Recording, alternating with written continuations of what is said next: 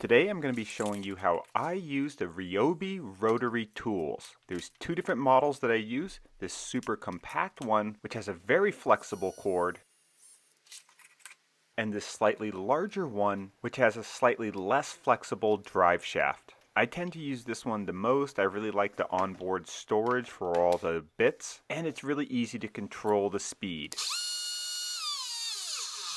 The most common application that I use this for is cutting off steel bolts. Finding bolts the perfect size can take a little bit of time, and I almost always have a bunch of extra ones that are too long for the job. And with the rotary tool, I can just put on an abrasive blade and cut the bolts really close to the nut. I can then switch to a sanding or abrasive attachment and smooth over the cut ends so that the nuts still come off cleanly. I do a lot of welding projects, and the rotary tool allows me to get into cramped spaces and clean up the welds prior to painting. I'll either use a sanding or abrasive attachment, or I'll use a small wire wheel.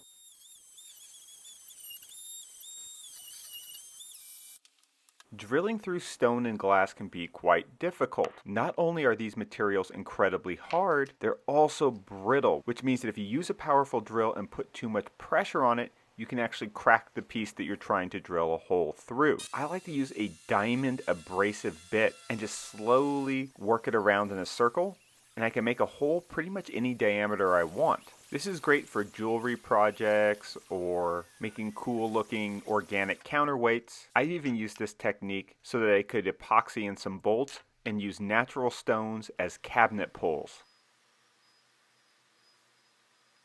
I'm currently working on an installation where I'm using a whole bunch of old wine bottles to make a giant chandelier.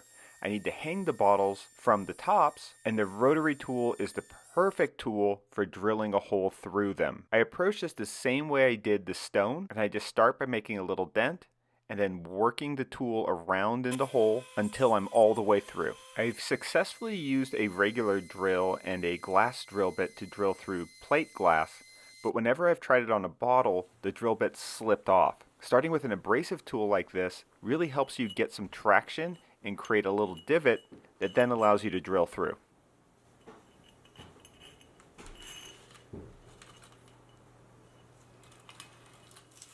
For kitchens and bathrooms, I prefer large format natural stone tile. Now sometimes you need to cut these tiles to go around a piece of molding or a corner in the wall. A diamond blade on the rotary tool is a great way to do very precise, detailed cutouts on natural stone.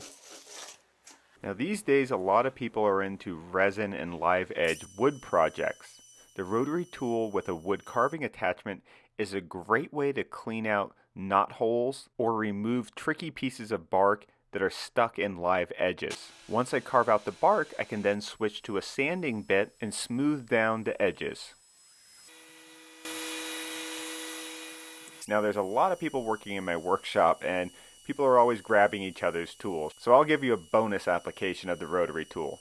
I like to use it to quickly personalize all of my stuff that's in a communal space. This works great on coffee mugs and my hand tools. These are just a few applications for this incredibly versatile tool that doesn't take up a lot of space, which is also great. It's a great addition to a shop or a craft room, and it's also a very beginner-friendly tool.